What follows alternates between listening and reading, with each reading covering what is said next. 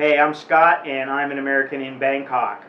Some people move to Thailand to live inexpensively. They want to live on the cheap.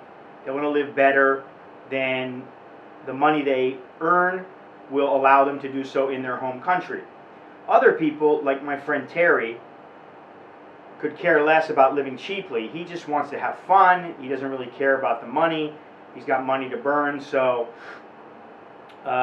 basically he'll come over to Thailand for a couple of weeks or a month at a time, and he'll go out, go drinking, take a different girl every night, and just do whatever he wants. He'll live a life of debauchery, if you will.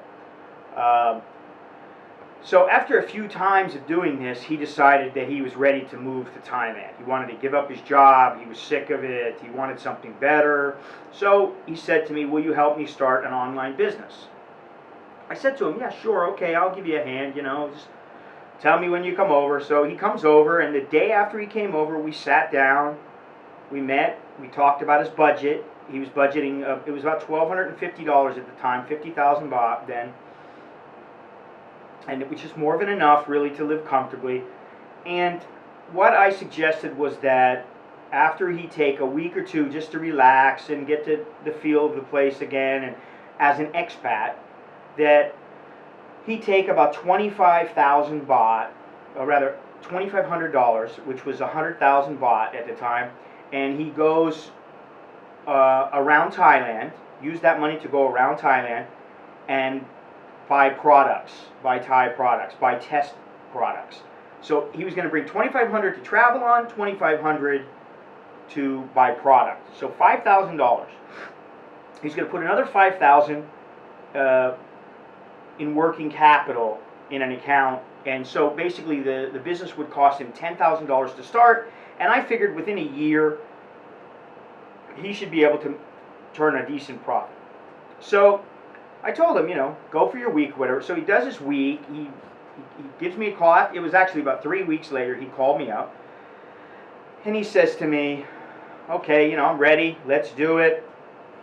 So I give him my list. It's about 2 pages long.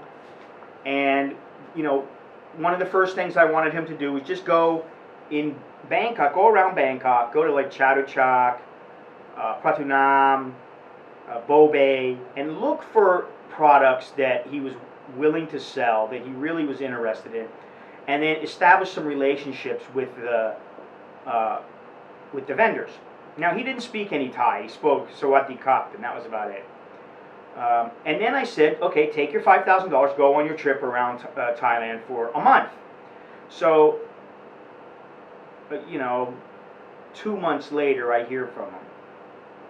I'm wondering what's going on with the guy. I tried calling him a couple times. He doesn't answer. So anyway, he says, I've been in Pattaya. I met this chick at Nana Disco, and we've been hanging out. So I'm in Pattaya right now. I said, well, have you got anything done on the list, I don't care. The guy wants to party. Hey, it's his life. He's a grown man. But, if you're asking me for help and you say, this is what I want to do, can you tell me how to do it? Then I give you the way to do it, and then you don't even try, I guess you don't really want my help that much, or you're just not willing to do what is necessary. Anyway, he says, this girl is so sweet.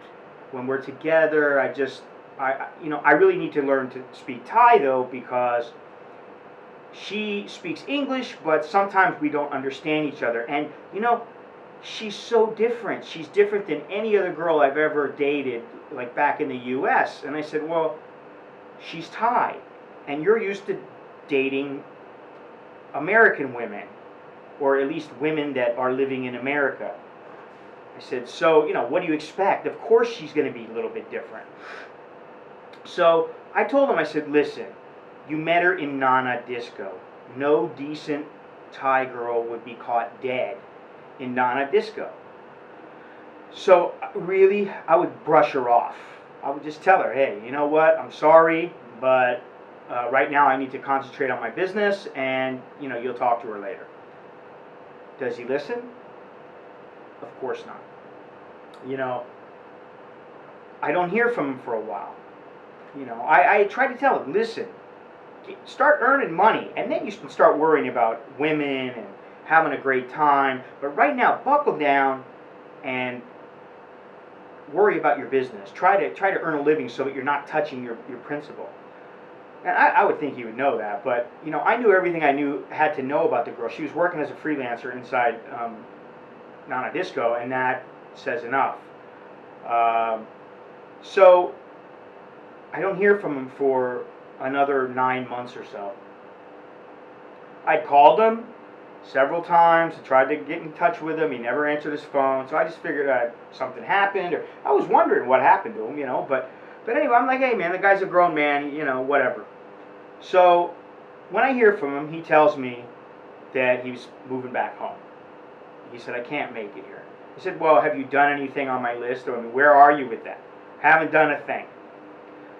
Turns out, this girl from Nana Disco, he'd fallen madly in love with her, supposedly. And from that point on, things spiraled out of control. He said he was in love, but really, you know, he couldn't help himself. I mean, she was watching her mother, who was sick, during the day. And during that time, he was out running around with other girls.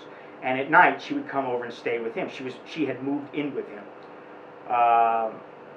So it got to the point where, I don't know if she thought, hey, my golden goose is gonna be cooked, but she gave him an ultimatum. She said, listen, you need to give me $1,000 or I'm gonna have to go back to work.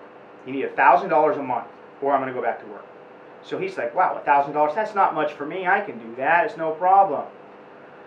He starts giving her the $1,000 a month, and she goes on, she's taking care of her sick mother. Now, the thing is, you know, he's giving her this money, and he said to me, she made me feel bad. You know, her mother's sick, she's a sweet girl, and I just couldn't let her go back to work at the disco. And I said, you know, so now what? You're out to save the world. You're Captain Save-A-Whore. I mean, you know, this happens all the time. I'm like, you know, don't you listen? And he's like, listen, her mother has a heart condition. She's not married anymore because the father died. She's got my girl and her older sister who is working and can't watch her. So she has nobody. So it turns out that he had been giving the mother money supposedly for hospital bills. And, you know, he let this girl move in with him. So she's got all her stuff at his place. She's staying in the daytime with the mother, then going to his place in the evening. And eventually she said, listen, you know, my sister will watch my mother in the day, but she's got a job. Maybe you could pay her what she's making at the job, and then she'll watch my mother, and then we can go and do some things. We have more time together, because he was complaining he didn't have enough time with her. So the sister starts working for him, for Terry, my friend. He's paying her $500 a month. Now this is, at the time it was about 20,000 baht, which was more than double what she had been earning at her job. So not only does this girl have her hooks in him, the sister's got her hooks in him, the mother's got her hooks in him, so the whole family's got their hooks into him for cash, and he's basically just throwing it away like it's an endless supply of cash. They ended up going to Cambodia, Vietnam, Singapore, Macau, Hong Kong, Indonesia, and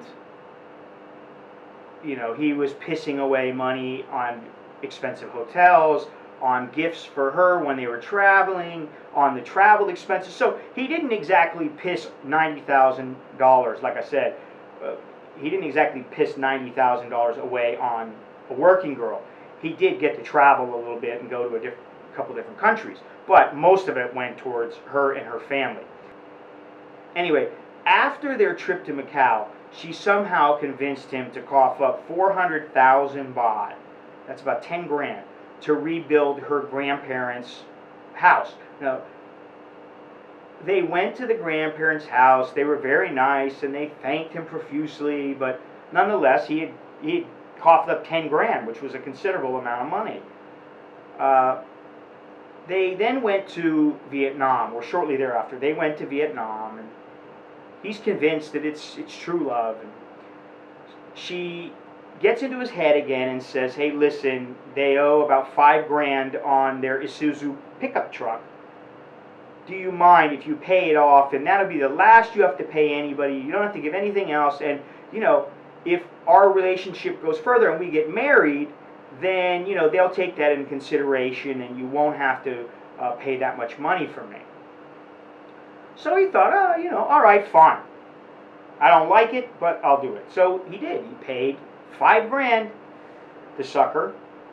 And, you know, he was just completely blind to the truth. So basically, long story short, his bank account dropped down to about $10,000.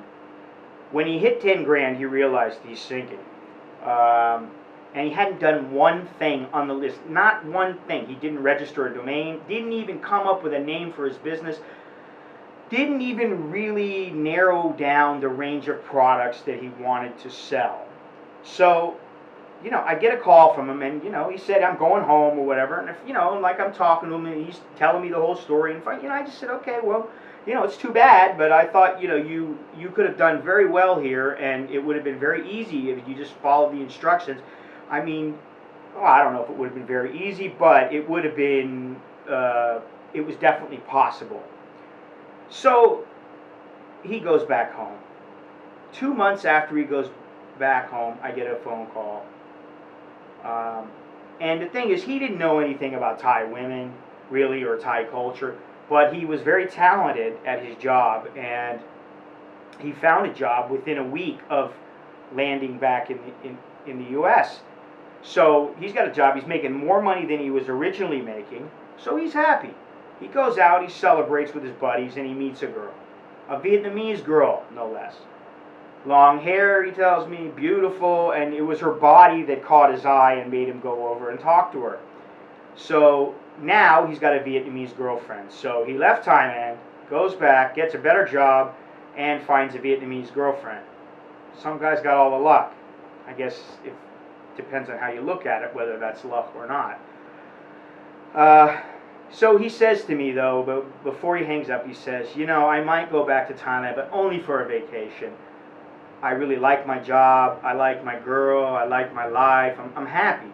He said, you know, I just think Thailand is not for me. And I thought to myself, I guess if I blew 90 grand the way he did, I wouldn't want to go back to Thailand either.